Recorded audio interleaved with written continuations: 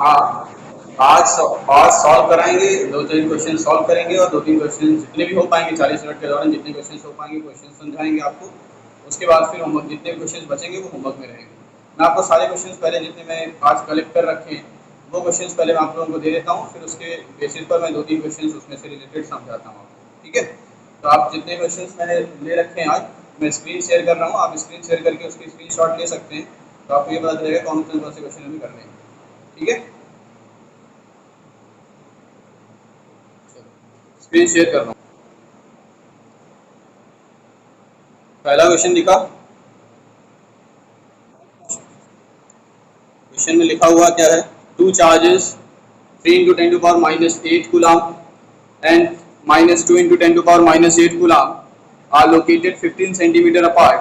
At what point on the line joining the two charges is the electric potential zero? NCERT का है, हाँ ये NCERT question है।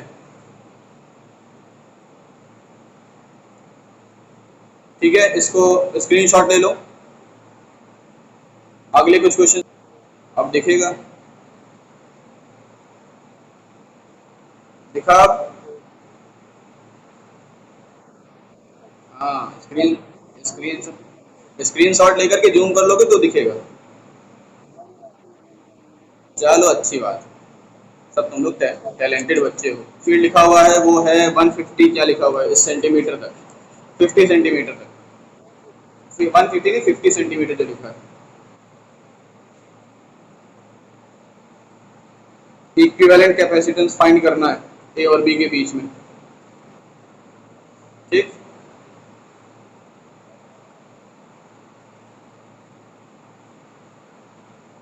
हो गया। तो पहला क्वेश्चन जो था, टू चार्जेस दिए थे plus 3 into 10 to power minus 8 coulomb and minus 2 into 10 to power minus 8 coulomb, वो दोनों एक दूसरे से 15 सेंटीमीटर के डिस्टेंस पर रखे गए थे।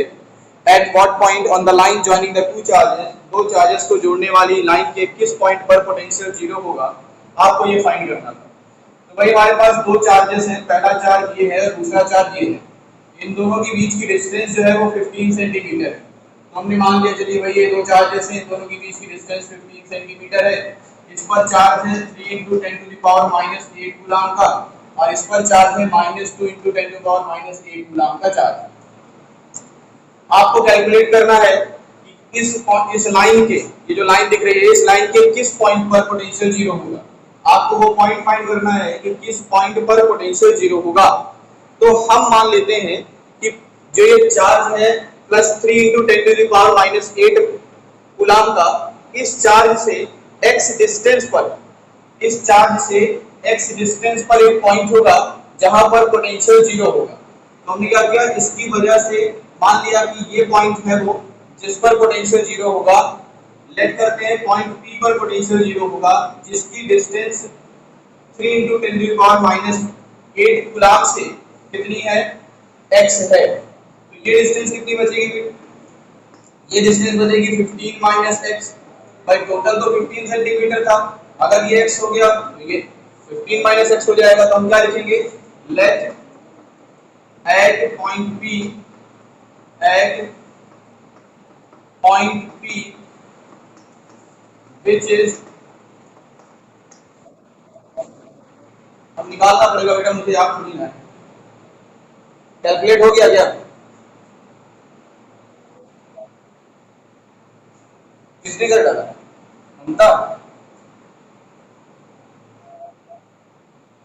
चलो अच्छी बात है, कैलकुलेट करता हूँ, देखता हूँ कितना आता है, मुझे याद नहीं है। Let at point P which is x centimeter apart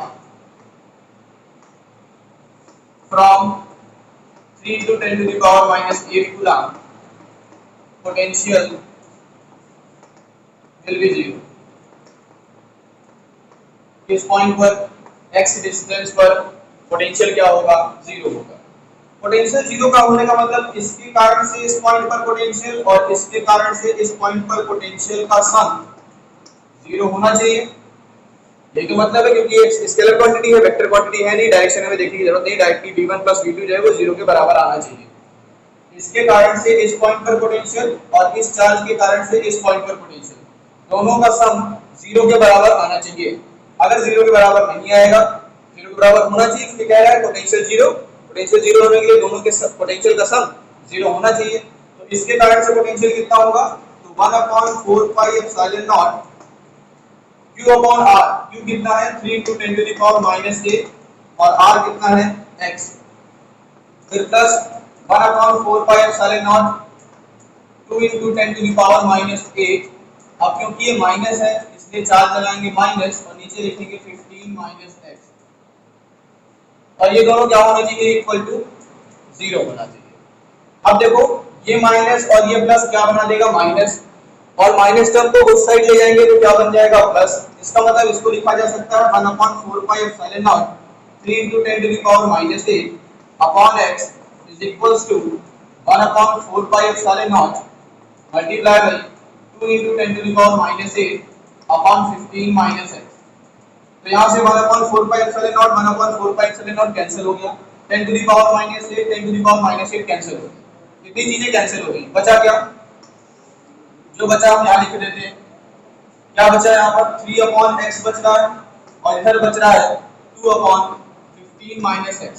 चलिए क्रॉस मल्टीप्लिकेशन करते हैं, इसका मल्टीप्लाई इसके साथ करेंगे तो 45 - 3x is equals to 2x, 45 is equals to 5x, then x is equals to 45/5, इसका मतलब 9 सेंटीमीटर। x की वैल्यू 9 सेंटीमीटर आ गई, बिल्कुल सही काम होता, x की वैल्यू 9 सेंटीमीटर आ गई। इसका मतलब ये हुआ कि इस पॉइंट से प्लस 3 × 10⁻⁸ कूलम से 9 सेंटीमीटर के डिस्टेंस पर एक पॉइंट होगा जहां पर पोटेंशियल 0 होगा।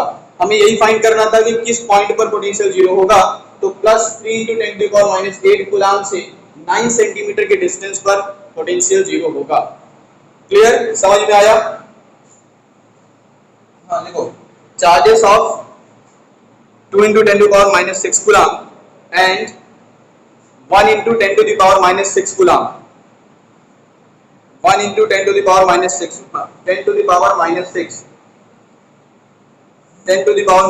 Coulomb are placed at the corners of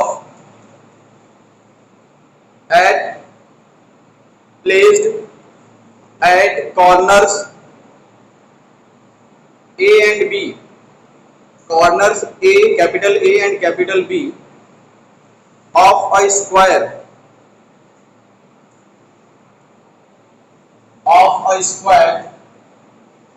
of side 5 centimeter side 5 centimeter full stop. How much work will be done? How much work will be done? How much work will be done in moving a charge of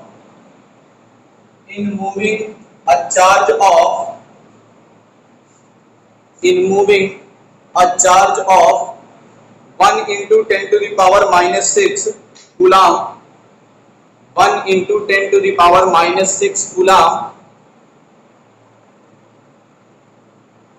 1 × 10⁻⁻6 coulomb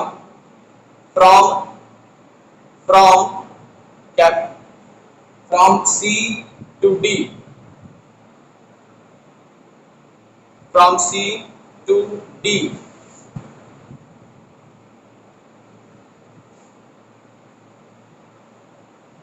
हो गया?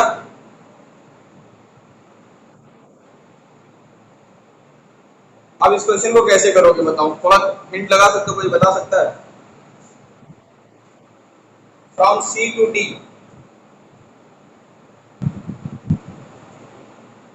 देखो इस पर रखा हुआ है, point A पर charge रखा है 2 × 10⁻⁻6 कूलम और B पर चार्ज रखा है 1 × 10⁻⁻6 कूलम। मैं क्वेश्चन का मतलब समझा देता हूं आपको। ये एक स्क्वायर दिया हुआ है, 5 सेंटीमीटर का स्क्वायर है।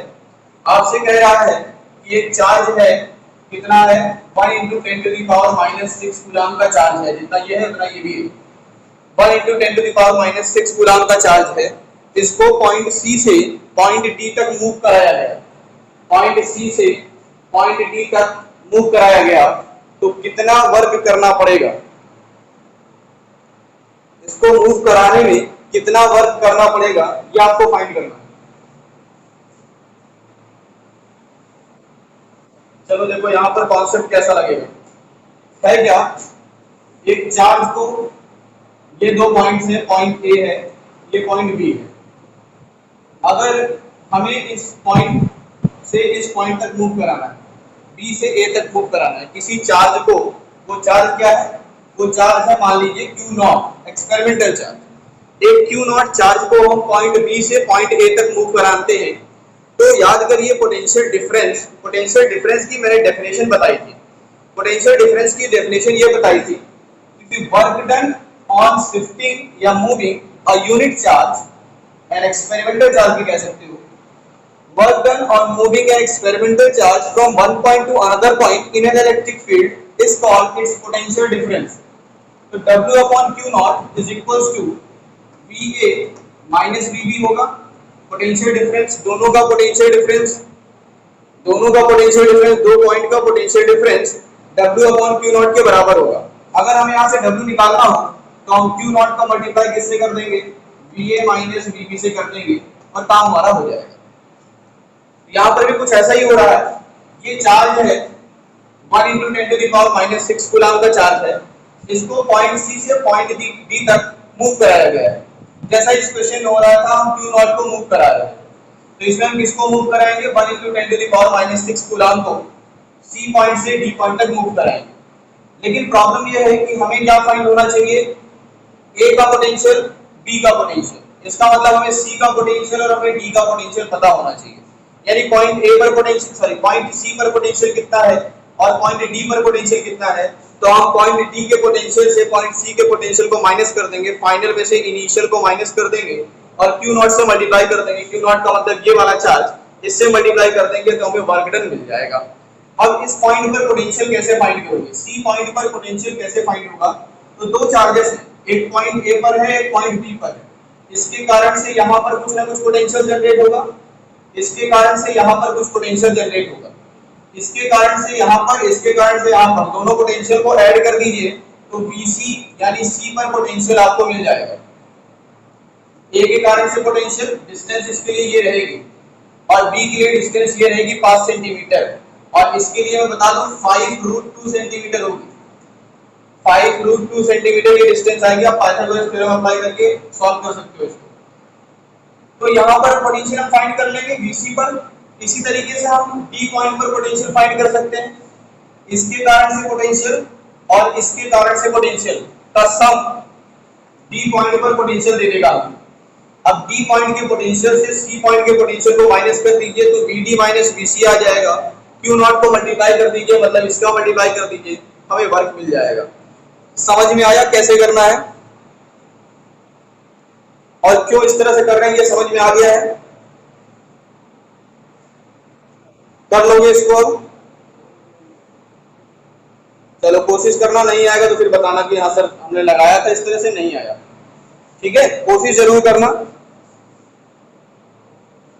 और जिसका हो जाए वो मेरे व्हाट्सएप पर फोटो क्लिक करके सेंड कर देगा, यहाँ सर मेरा हो गया, देख लीजिए सही है कि गलत है, ठीक है।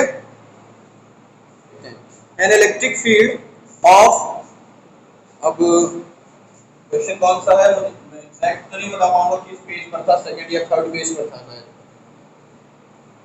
एक इलेक्ट्रिक फील्ड दी हुई है, कितना दिया हुआ है, इलेक्ट्रिक फील्ड दिया हुआ है आपको 20I cap plus 30J cap, 20I cap plus 30J cap Newton पर कूलम, ये इलेक्ट्रिक फील्ड दिया हुआ है। लिखा हुआ है an electric field E is equals to 20I cap plus 30J cap Newton पर coulomb exist in free space, free space में exist कर रहा है। If the potential at the origin is taken 0, अगर origin पर potential 0 मान लिया जाए, determine the potential at point 2,2, 2,2 पर potential कितना होगा, 2,2 पर potential कितना होगा ये आपको फाइंड करना है। ये एक इस तरह से डायग्राम बना हुआ है, ये x एक्सिस है, ये y एक्सिस है। एक इलेक्ट्रिक फील्ड है 20 i cap plus 30 j cap. 20 i cap plus 30 j cap यानी कि इसी एक्सिस पर होगा। 20 i कैप का मतलब x एक्सिस और j कैप का मतलब y एक्सिस। तो इलेक्ट्रिक फील्ड कुछ ऐसी होगी मेरे ख्याल से, कुछ ऐसा ये इलेक्ट्रिक फील्ड होगा भाई, क्योंकि मान लीजिए x एक्सिस पर ये 10 है, ये 20 है, y एक्सिस पर ये 10 है, ये 20 है, ये 30 है, तो ये पॉइंट तो होगा ना, ये तो डायरेक्शन बनेगी 20 i cap plus 30 j cap, ये इलेक्ट्रिक फील्ड होगी। कह रहा है इस पॉइंट पर ओरिजिन पर पोटेंशियल अगर जीरो है, v जीरो है, तो 2,2 पर यानी इस पॉइंट पर 2,2 पर इस पॉइंट पर पोटेंशियल क्या होगा, इस 2,2 पर पोटेंशियल क्या होगा ये बताइए। 2,2 पर पोटेंशियल क्या होगा? तो चलो अच्छा देखो इधर, तो एक रिलेशन बताया था, इलेक्ट्रिक फील्ड और इलेक्ट्रिक पोटेंशियल में रिलेशन बताया था, E V equals to E into R बताया गया था। इसी रिलेशन का यूज हम यहाँ पे करने वाले हैं। तो अगर हमें पोटेंशियल निकालना हो, हम जानते हैं पोटेंशियल एक स्केलर क्वांटिटी है। स्केलर क्वांटिटी तब होगी जब हम इलेक्ट्रिक फील्ड और डिस्प्लेसमेंट का डॉट प्रोडक्ट करेंगे। तो डॉट प्रोडक्ट यानी E dot R, position vector और E, पोजीशन वेक्टर भी कह सकते हो या डिस्प्लेसमेंट वेक्टर कहो उसको, डिस्प्लेसमेंट वेक्टर और E के बीच में अगर डॉट प्रोडक्ट करते हैं तो एक स्केलर क्वांटिटी मिलेगी। और हम ये जानते हैं कि पोटेंशियल स्केलर क्वांटिटी है, इसलिए हम दोनों के बीच में क्या लगा दिया, हम लोगों ने डॉट प्रोडक्ट लगा दिया। तो इलेक्ट्रिक फील्ड का हमें पता है, हमें डिस्प्लेसमेंट फाइंड करना है, डिस्प्लेसमेंट वेक्टर आपको फाइंड करना होगा। देखिए डिस्प्लेसमेंट वेक्टर यानी आर वेक्टर, आर वेक्टर क्या मिलेगा हमें, आर वेक्टर मिलेगा 2i cap plus 2j cap, 2i cap plus 2j cap, ठीक है ना। तो अगर हम v निकालना चाहें तो v इज इक्वल्स टू क्या होगा, v is equals to 20i cap plus 30j cap dot 2i cap plus 2j cap, 2i cap plus 2j cap. और डॉट प्रोडक्ट में मैंने बताया था कि i को i से मल्टीप्लाई कर दीजिए, j को j से मल्टीप्लाई कर दीजिए, तो 20 into 2 और plus 30 into 2, it means 40 plus 60, इसका मतलब कितना हो जाएगा 100 वोल्ट। पोटेंशियल फाइंड कर रहे थे इसलिए वोल्ट, तो 2,2 पर पोटेंशियल कितना होगा, 100 वोल्ट का पोटेंशियल होगा। कुछ समझ में आया? चलो अगला देखो, एक क्वेश्चन और देख लेते हैं जल्दी से। वो जो सर्किट वाला क्वेश्चन था वो सर्किट वाला क्वेश्चन देख लेते हैं।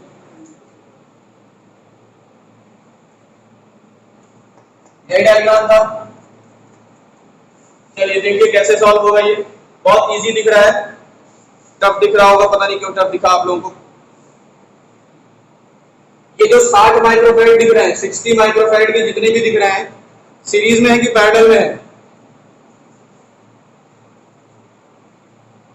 ये सीरीज में है कि पैरेलल में है? ये वाले 60 60 60, ये टोटल तीनों सीरीज में, तीनों सीरीज में है, ठीक है।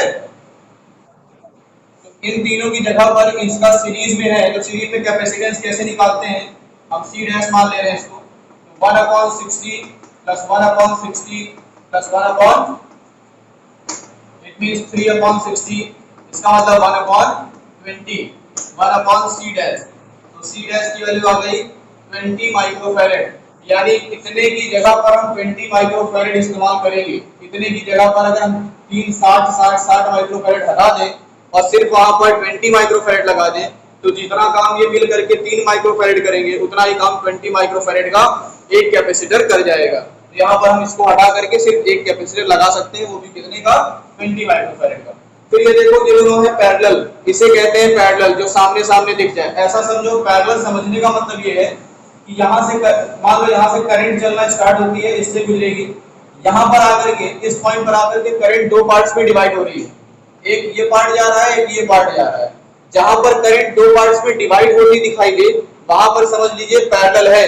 और जहां पर करंट ऐसा हो कि सीधे निकलते चला जाए, डिवाइड ना हो रहा हो, तो वो सीरीज कहलाता है। जैसे इसमें अगर आगे चलते रहोगे तो करंट कहीं दो भागों में डिवाइड नहीं हो रही है, तो ये सीरीज होते हैं।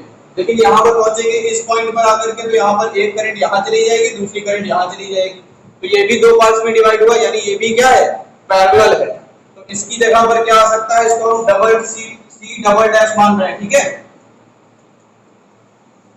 इसको हम क्या मानेंगे, इसके रिजल्टेंट को मानेंगे सी डबल डैश। पैरेलल में है तो क्या होंगे, दोनों डायरेक्टली ऐड हो जाएंगे, यानी 10 + 10 इट मींस 20 माइक्रोफैरड आ गया। अब ये भी 20 माइक्रोफैरड और इतने को हटा करके फिर से 20 माइक्रोफैरड। अब ये 20 और ये 20 किसमें है, बताओ। ये वाला 20 और ये वाला 20 पैरेलल में है बेटा, यहाँ से, क्योंकि ये दोनों पैरेलल में है ना, ये सी ट्रिपल डैश वाला पैरेलल में, पैरेलल में है ना, पैरेलल में होने की वजह से सी ट्रिपल डैश जो होगा वो 20 + 20 होगा, इसका मतलब ये 40 माइक्रोफैरड हो जाएगा। फिर ये वाला सी क्या आएगा, 1/c = हो जाएगा, क्योंकि सीरीज में लास्ट में सीरीज में जुड़ेंगे, 1/40 + 1/40 इसका मतलब 2/40, 2/40 का मतलब 1/20, तो सी कितना आ जाएगा, 20 माइक्रोफैरड आ जाएगा। ये होगा आंसर, 20 माइक्रोफैरड, ठीक है।